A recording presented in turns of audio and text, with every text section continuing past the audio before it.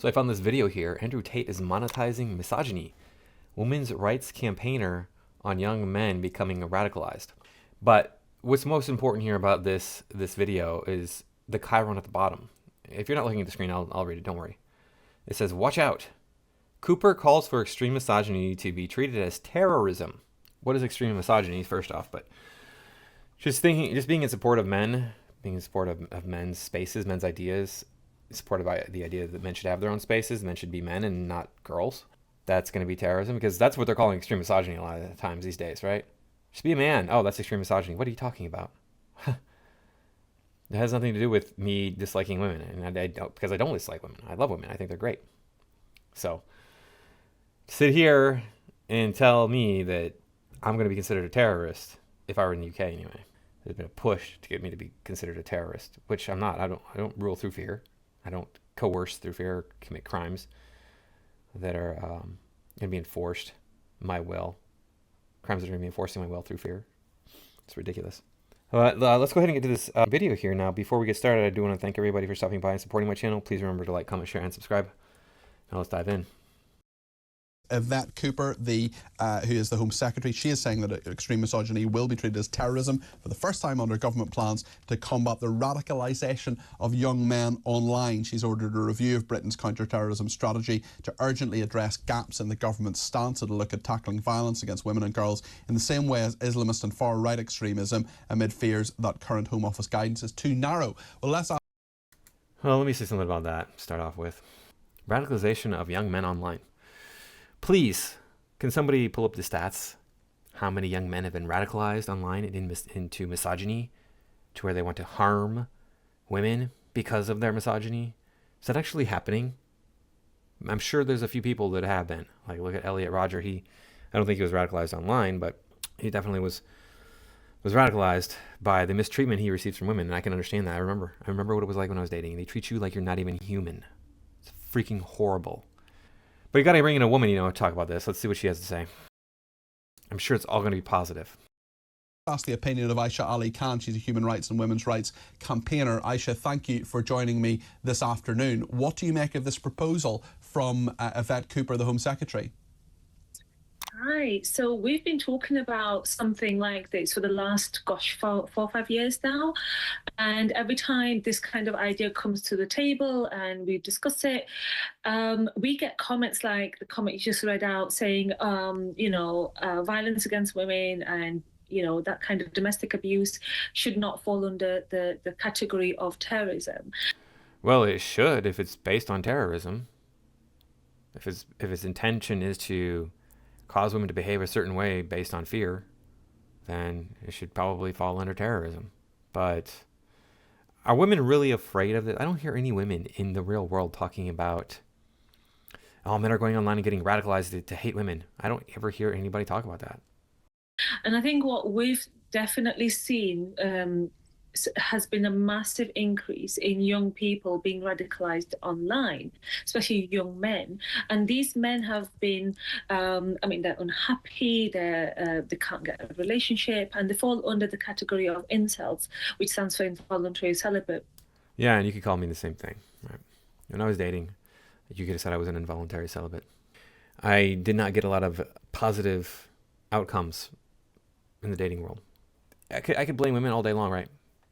We could sit here and say that it's women's fault, and we know that it is, but it was my fault in that I didn't have the right attitude. I don't understand how to talk to women in the United States. You say that without any equivocation.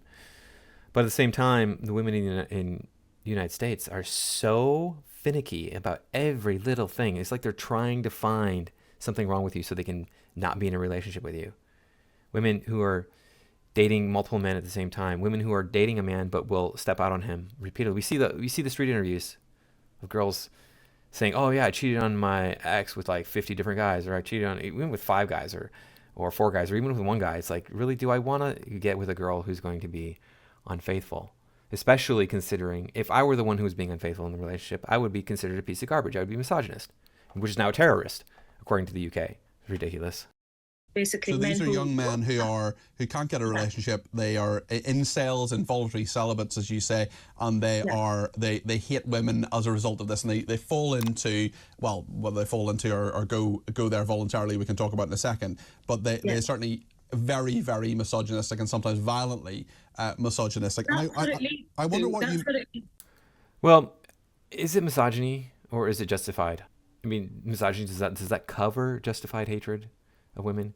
Because the way that women will treat you, women are wicked when you're unwanted. We've all heard the song. And they will treat you like trash. Like I said, like you're not even human. Like you're not even an animal. They will just treat you like, literally like trash, like garbage. Something to be disposed of, to be used for what they want and then left aside. You think that's not going to lead to hatred when you get treated like that repeatedly? By women of all different stripes. It doesn't matter. I'll go out with this girl. You know, she's not that pretty. I bet she's cool. I've been chasing after these pretty girls, and they're like high-strung and uppity and snotty and think they're better than me, etc. Blah, blah, blah. Maybe I'll try a less attractive girl. Nope. Just as bad, if not even worse, with the less attractive ones.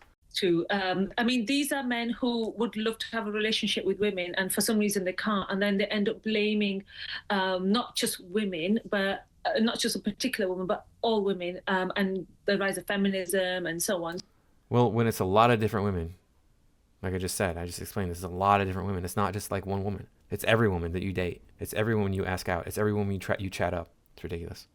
So they feel very hard done by, very angry, very upset, and those feelings are turning into basically towards violence, to punish these women, to punish all women, and that's something that Yvette Cooper and obviously previously we've spoken to the sort of people around this legislation as well, how to tackle this. So it's been formally. Well, we hope that it's going to be formally recognised in the next couple of months. And yeah, this is so ridiculous. You know, it's illegal in the UK to say things that are misogynistic already, right? We've all heard the stories. You can't say racist, sexist things in the UK. You can't say anything that's even remotely considered racist or sexist. You'll get arrested and put in prison for up to 2 years or something like that. It's crazy. Going to prison for 2 years for a meme? Holy crap. Can you imagine that here in the United States? It's already legal. Why do you need to make it terrorism? And steps are going to be taken to basically enshrine this in law. Can I just ask you what you think radicalisation means? Because I think we know what it means, but in this context, I just want you to explain what your view of being radicalised is, how it actually works, and what the kind of thoughts would be of someone who is radicalised in comparison to someone who is just sexist or misogynist, just someone on the street, someone in the workplace who says and does silly, stupid things that they shouldn't do, and are unacceptable in society, but it's not terrorism per se. So if we look at the definition of radicalisation under the current terror laws, the idea is that somebody is open to committing a violent act, and their mindset has been slowly but surely changed from, like you said, making harmless comments or sort of posting harmless memes and so on, to actually wanting to take physical action in terms of causing terror or causing harm to somebody. And how many of these men actually want to go through with this violent act, these harmful acts? How many of them actually want to do that? And how many of these young men are being hurt by women? Like I just explained, I mean, women treat you so terribly. Women will actually go so far as to hurt you, physically hurt you, in response to you asking them out, just asking them out. Women will shame you and embarrass you publicly for asking them out. How do you expect men to react? And then you say, oh, they go online and it's a boiling pot and it boils over. No, this is just the reality that modern women are mistreating men because men are not good enough for them, quote, good enough for them. So how do you expect them to react? And I think that the reason why these are, it's becoming more and more of an issue is because we've got people like Andrew Tate and other influencers that are using. Yeah, it's Andrew Tate. That's why it's becoming an issue. Look, I don't watch Andrew Tate. I have watched clips of his. I don't agree with him enough to bother watching him. I think he's a pompous jerk. But you would sit here and say that I am a misogynist, that I am potentially a terrorist, even though I disagree with him. So it has nothing to do with Andrew Tate. It has to do with the reality that we live in. What is it that men are missing in this world that they need? Let's address that. Why don't we address the economic situation that we're living under, where it is that you have to have a 2-income household, where we can't go back to a single income household? where we have a reason to get into long-term relationships, where women have a reason to get into long-term relationships. That's why this is all set up the way that it was, is to keep civilization functioning. Oh no, we can't do that. That's oppressive to women. We gotta let them go free. Now look, everything's falling apart. Especially the UK. The UK is freaking screwed. They're done because they let people like Aisha Ali Khan come in. More importantly, they let the male version of Aisha Ali Khan come in, who's a 26-year-old who claims he's a 16-year-old, so he can get full benefits and a free ride into the UK, and then he can go around harming people with bladed weapons. The sort of feelings of anger and rejection and frustration amongst these young men, and they're basically capitalizing on these. They're monetizing misogyny. They're monetizing these feelings of anger and just kind of taking advantage, in my opinion, of young men who are clearly unhappy. They're upset, and they're basically turning these young men who would have just been able to speak out to their friends and so on. At some point now, they've got this massive subculture online. They can log in. They have a massive subculture online. Why do you suppose that is? Do you suppose it is that a bunch of men are being mistreated by women? So I don't know where else to go. I don't know what else to do. I don't know what else to think. I thought, what? There's other people out there that have experienced the same thing I've experienced? Holy crap. What a relief. I thought I was the only one. Misery loves company. Maybe we should teach our girls to be respectful of men, and we won't have these problems. Log on and talk to these other men, other people that they may never have met in real life, and they may never meet, and they can actually share horrible fantasies, and it's actually normalizing those types of attitudes towards women. And then obviously at some point a young person, for them it might not be enough, so they want to take something steps in real life, and they want to actually live out some of these horrible fantasies. And some of the messages I've read, and by the way, Peter, sorry, I should have. So what are these horrible fantasies? I'm sure it is involving gang violation of women. Those are probably the most extreme sorts of things, and then probably ending with the ending of the life of the girl or something like that. And how often is that happening with these groups? I mean, how often do we see these incel groups getting together and going out and hunting down women and then violating them? No, what we see in the UK is gangs of, oh, your brethren. That's right, the Pakistanis doing that. Okay. I've also added, I'm actually a classroom teacher as well. Oh, I didn't know that. Okay. Young disadvantaged and disenfranchised young men for the last 4 years, and I have actually had conversations face to face with these young people, and it's not just young boys feeling unhappy about sort of, say, the economy, for example, the fact that there's no jobs, there's no sort of possibilities for them when they leave school. The chances of them getting good GCSEs are very low as well. So these are all issues that combine together. So you're actually, let me just get into that a little bit, Aisha, because of course the extreme end of this is the terrorism and what you're saying should be the law. But actually you're at the sort of the original bit of it, the start. I said, well, hopefully not the start, but hopefully you're curbing it.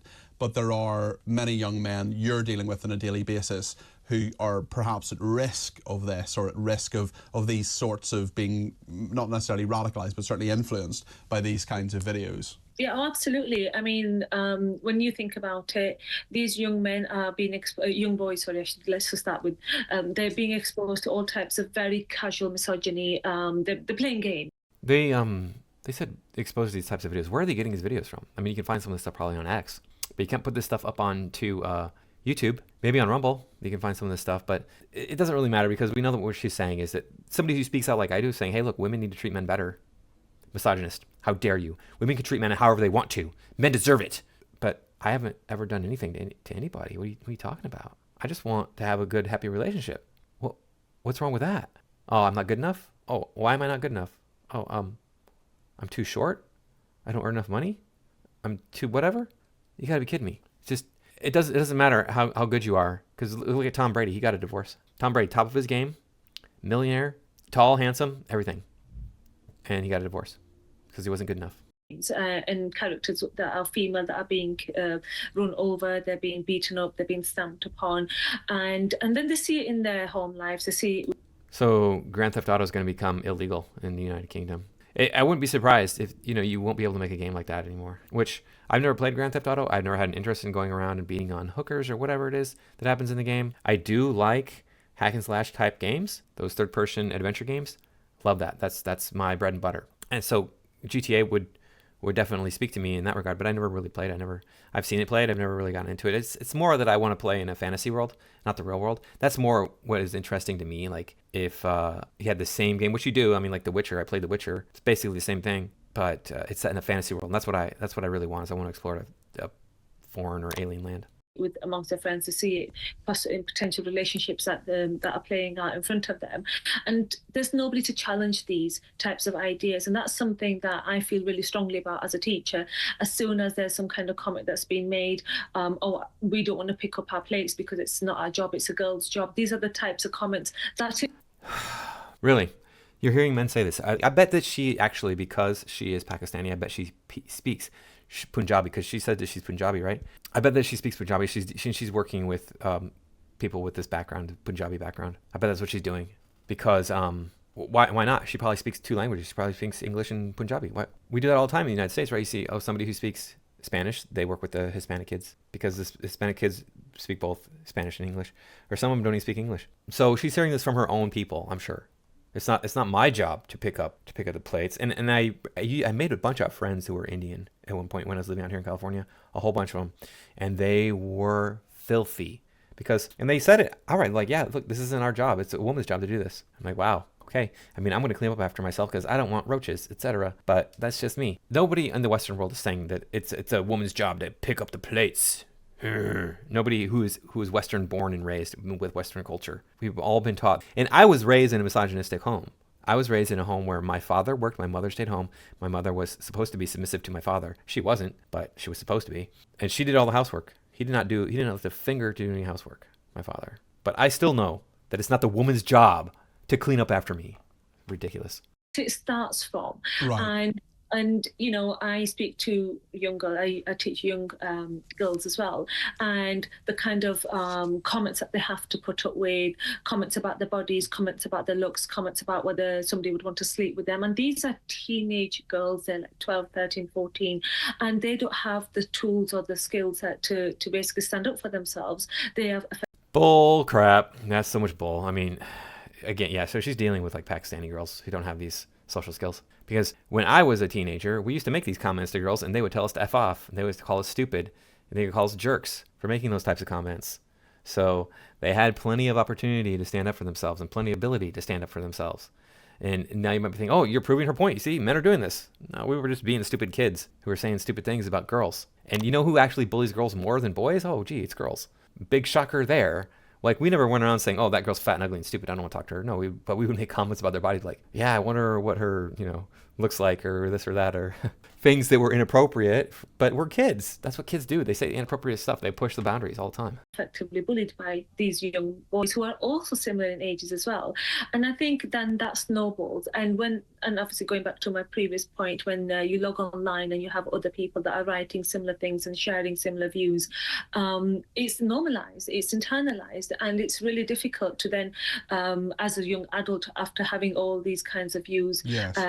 Is it all coming? I mean, you're seeing young people, is it all, and you know about the very radical side of it as well. Is it all coming from men? It's all coming from young men, or are there some young women or older women who are doing this as well? Or, I mean, what sort of proportion would you say? I think what I've seen is that obviously these are young men that are basically expressing themselves, but they're helped by other young women and other women as well. So if they have a very patriarchal, very traditional or conservative upbringing, they will have seen that type of attitude, the types of attitudes where women are there to serve the men, women are there to make the men happy and to make sure that they're looked after, and it's a woman's job.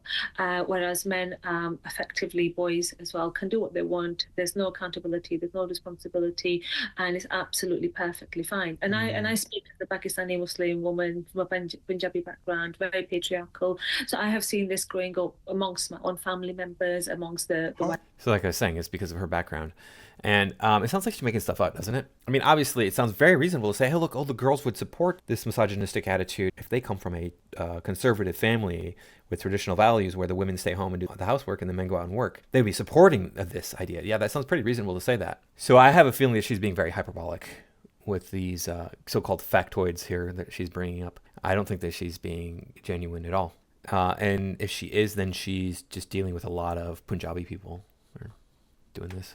How have you challenged it in your own community, or Aisha? What have you tried to do? Well, number one, I was very lucky that I was able to get an education, because so many of my friends, people sort of around my age, when I talk to people and I say, well, most of my friends got married at 15 and 16, and then they became housewives. Some weren't even allowed to go and finish their GCSEs and get qualifications and able to support themselves. And that was from growing up in the 90s in the UK, and then obviously I've gone to university. I was one of the first female to drive, amongst my community. And these are the little Western world people, here you go. Grew up in the 90s, one of the first women amongst her people to drive. Yeah, you're dealing with your own people. That's where you're getting this backwards notion from. And you're going to spread it to the good people of the Western world. Go back to your home countries. Stop bothering the Western world. Little things that I look back on, and I think, gosh, we have come a massive way from back, those years. But in some ways, not so much, and that still makes me very upset, which is why I speak out about it a lot, and I try to show women that are empowered, that have an education, that have good jobs, that are able to make their own decisions. We shouldn't be afraid of these women. We shouldn't be trying to pull them down or try to criticize them or see them as an anomaly, because we're not. And obviously, have you had well, it sounds like you are an anomaly if you're the first woman to drive in your community. pushback from within your own community? I think I've been very lucky because I'm very vocal and I'm able to stand up for myself. But I became Oh, why don't you go back to Pakistan and try being vocal there? I bet it would go really well for you. divorced 16 years ago, which was a big thing at the time. I mean, now Garden tool. it's like I said, it's very normal. Times have definitely changed, and the mindset that some people, if they're unhappy in a marriage and they want to leave, it's a lot easier now than it was when I was young, when it was for me when I was in my 20s. So I feel that in some aspects, speaking from obviously Pakistani person, we have definitely improved. But then stepping back and looking at the wider society as a teacher that works in a multicultural school in a multicultural city as well, and I see this kind of misogyny there is no label. You cannot just say, oh, a person from that background is going to be susceptible or and more. you see it from all backgrounds, I see presumably. it from every side, and I see it from English boys, I see it from black boys, I see it from Pakistani, from Bangladeshis, from Indians. I like how she separates all the different cultures out in England. English boys, black boys, Pakistani, Indian. Oh.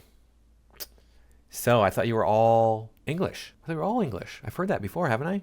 Where people are saying, go back to your home country. Like, what are you talking about? I was born here. I'm English. Huh. Well, when the mood should strike, I suppose. So there isn't just one type. So I think for me, then that makes me think, okay, what is going on in our wider society where this is something that is just constantly carrying on? And now I look back and I think, look forward, and I just think, I've had to fight this for, the last 20, 30 years of my life. Does this mean the next generation of young women and young girls, are they going to have to continue fighting this? This is why we need some legislation in place to tackle. Okay. No, it's just misandry. Misandry is what's causing this to happen. Stop hating men. This will go away immediately. Start making yourself submissive to men. Put yourself in a position where your man can lead instead of you demanding, you obfuscating, you conniving. You understand that he has your best interest at heart. Now, I like Aisha Ali Khan. It says she's a women's rights campaigner. What rights do women not have in England? Please tell me. If you're English, go down in the comments. Let me know all the rights that women don't have in England. I'm sure there's a long list. Wait, no, I bet it's like a negative number. Like there's more rights that women have than men have in England. Anyway, there you go, boys. Apparently I'm a terrorist. I guess I'll see you in the next video. Have a good one.